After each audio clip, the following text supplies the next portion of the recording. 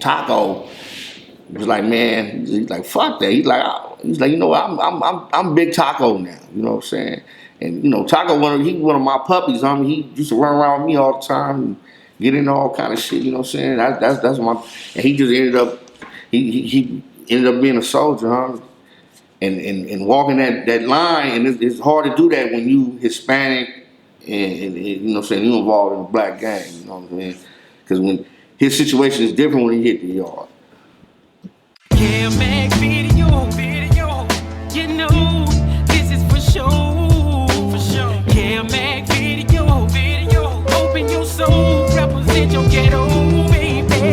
Kev Mac video, you know, this is for sure.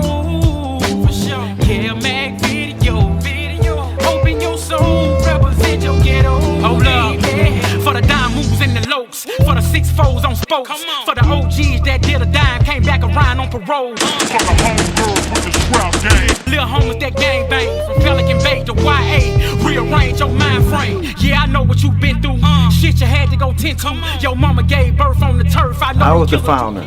I created Conan Pocket in my mother's garage. I had a lot of, you know, lifting weights, and I was on swole. They started calling me Big Miz. Kev Mac video, you know, this is for sure. Kev Mac video, open your soul. This is only the beginning. Oh, he been in prison in California? Tako, yeah, he been in prison. Right now, homie, he under that Dreamer Act. He stuck over the border because they deported him out. They sent him to, his family's really from El Salvador. They sent him to El Salvador, homie.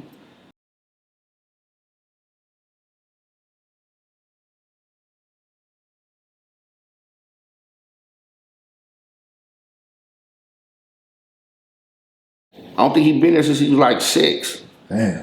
And he had to get away from there because they tried to knock him down. You know what I'm saying? So he had to get on. So we're trying to get him back home right now. You know, man. But he there where he at. He functioning. You know what I'm saying? And you know, we on the line with him all the time. Though.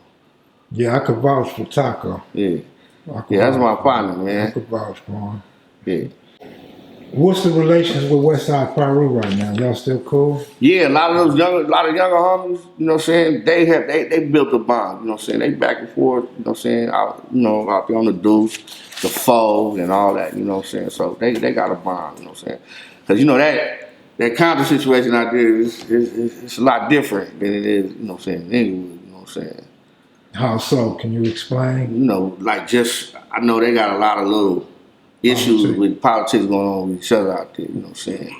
And so as Inglewood, you know what I'm saying, in the past, but we kind of squashed all of that, you know what I'm saying, trying to make it, you know what I'm saying, unified Inglewood thing again, you know what I mean. So it's kind of been, the last couple of years, you know, our situation in Inglewood been kind of gravy, you know what I mean. So then, you know, because like right now we dealing with all this gentrification, you know, all this money coming through now. You know what I'm saying? They ain't really letting you have no gang activity. So, you know what I'm saying? Right now, that's why I be trying to talk to homies about that financial gain. You know what I'm saying? Try to embrace it and try to find you a way to fit in and get you some paper, you know what I'm saying? And it ain't all about just, it ain't got to be about just drugs, you know what I'm saying? It's better ways to get bread now, you know what I'm saying? Financial. One more question about Compton. Did you guys ever have conflict with the Compton neighborhood Piru? Nah, we always had a bond. Like I don't know, I only knew one or two cats from out there. My homie Ant Dog was from Compton NHP. And I maybe like a year ago, one of the little homies introduced me to another little homie that was from out there. They got a little bond, you know what I'm saying? These younger dudes, you know, they own little thing now, you know what I'm saying? So Are you a Rams fan? Yeah. And I'll be honest with you, homie, I'm a team thought because I done, and homie to tell you, I done had a couple of different teams throughout the last 20 years when we ain't had no football, homie. So I done been all kind of fan. I ain't gonna lie, you know, I was Bronco in it, Colts, Eagles, you know, but because I was kind of going on some players. You going on whoever won the championship. Yeah. But you know what? I roll with him throughout the season, though. You know what I'm saying? But then when the Rams came back and we had, you know what I'm saying, we got a team, I got to roll kind of, you know, I got to roll with the turf, you know what I'm saying? So, you know, I jumped on board, you know. So the homies be like, man, they be like, you was a Bronco fan last week. So, you know, I just, you know, they be giving it to me, you know what I'm saying? Yeah, I be crowding people like that. But Hey, but this time I done went and bought gear, so I'm all in now. You know what I'm saying? I done really invested. The other time I didn't buy no gear or nothing because I didn't know what was gonna be next year. You know what I'm saying? So I, you know, for real about it though. yeah, well, this football season gonna be fun if we ever get over this lockdown. Yeah, I hope so. Matter of fact, what high school did you go to? I went to Inglewood. What blood gangs went to Inglewood? Well, Inglewood had a lot of different blood gangs. So, but, you know, mainly it was NHPs, IFs.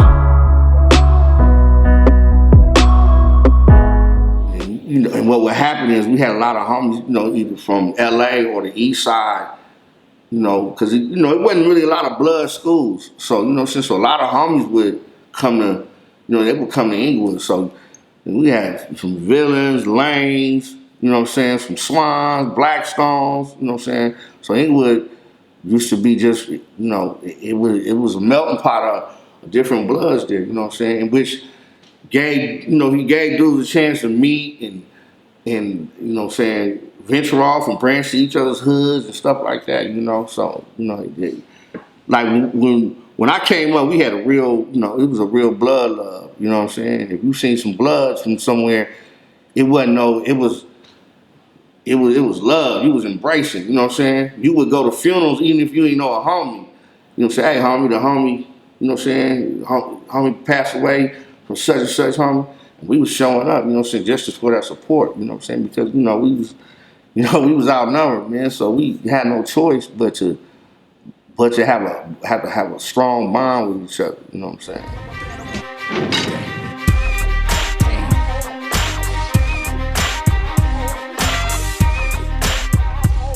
Last time we talked about AllfromtheI.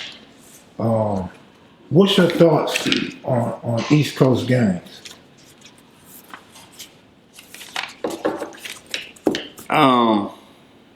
Some of it is commercial to me, you know what I'm saying. Like we went out there in 05, man. It's like I went out there with Michael Conception. So like Russell Simmons had paid for us to come out there and like kind of talk to guys. So it's like 5 dudes from Compton. It was like 2 or 3 dudes from Bonnie Hunter. It was me, myself, my homie, Nutty Boy from Inglewood Family, another homie from he from Weirdo Bloods, and it was 2 dudes from 60. It was a Bear Claw and Dika, Big Dick Dika. They from 60. They was there with us. You know, so we was about 20. Who else was with us? Devil from Hoover. You know what I'm saying? It was like about Devil had like 2 or 3 homies with him. We about 20 deep, homie, and we went out there just to talk to the gangs out there. And the whole thing, what I got from them, homie, they just wanted knowledge and wanted to know the truth because they had heard so many different, you know what I'm saying, politics. And like one dude, he had a whole sheet of paper with all these rules and you got to do this. And I'm like, nah, you gotta try to survive. You know what I'm saying? You keep your shit real and try to survive. You get all kind of paperwork. I was like, man, that type of shit right there gets you in the Fed. But go tear that shit up, you know what I'm saying? But they just wanted knowledge, homie, because they had just seen some, you know, they had just been told so many different stories, you know what I'm saying? And like one dude, like he was claiming, like I think the dude named Mad or something. He got everybody claiming UBN or whatever. Oh, Mac. Yeah, I'm like, homie, you know that's.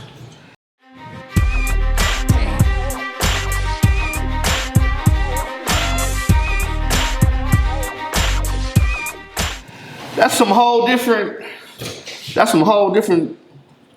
political thing. You don't even know what you're talking about. You know what I'm saying?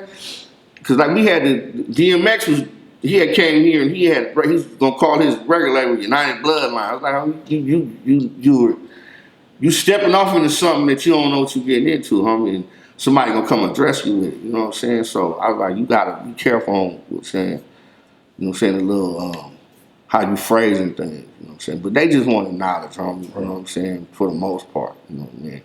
But a lot of this stuff today, you know, the gang situation, a lot of it's just commercial to me, you know what I'm saying? Cause you gotta, I be like, man, the gay dudes be looking like the gangbangers, and the gangbangers look like the gay dudes. You know what I'm saying? So I be like, this shit, it's all crazy to me. You know what I mean? And then it's just Bloods and Crips is a household word now. You know what I'm saying? It's known everywhere, all through the suburban areas. Everybody knows about this. You know what I'm saying?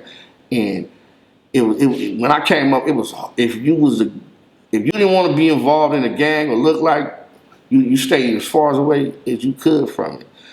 Now, you know what I'm saying? That's another thing, the innocent people get killed. A lot of them got knocked down just because they looked the part, you know what I'm saying? So it's just commercial. Then you got all the rappers and jumping out and, you know, they claiming this and that, you know what I'm saying? I can't accept that, you know what I'm saying?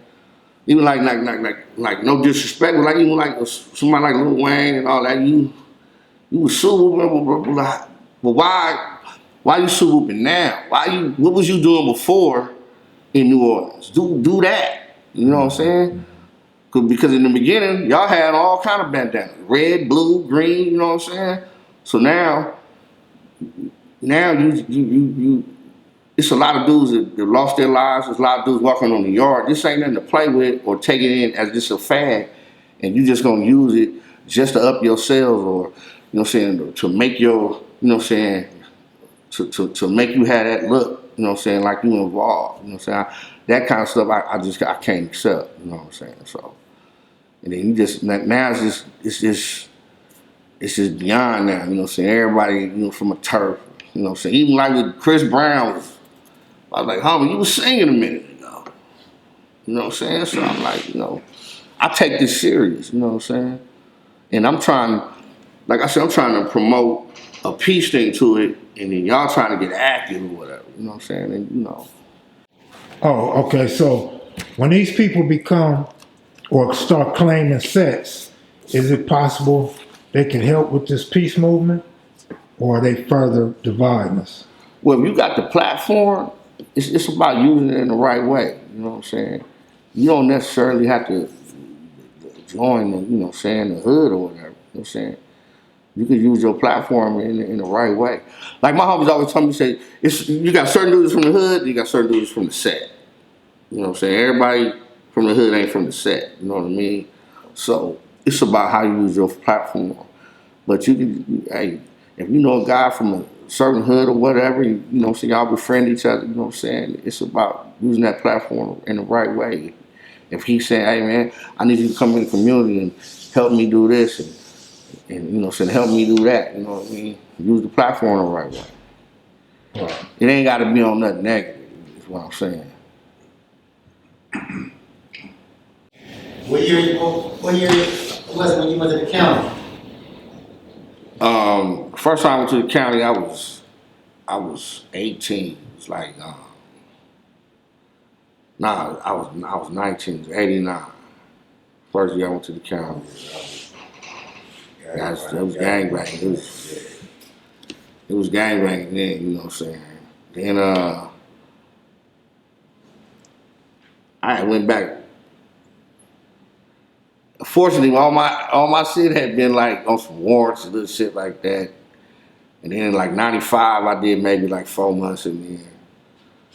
But at that time, you know, it was like a racial thing going on. So I hit the little day wrong. So I tell the dude there standing, I was like, hey, homie, I said, I'm a Damu. So he's like, man, you black? I was like, yeah. He's like, man, we over here. So, and that's the first time I had seen the separation of, you know what I'm saying, it being racially in the county. And at that point, you had to stay on your toes at all points because we would be going to court or whatever, and you might go into that cell and be outnumbered, and they wasn't talking. You know what I'm saying? It was just acting. You know, like I said, hey, I don't want to be low.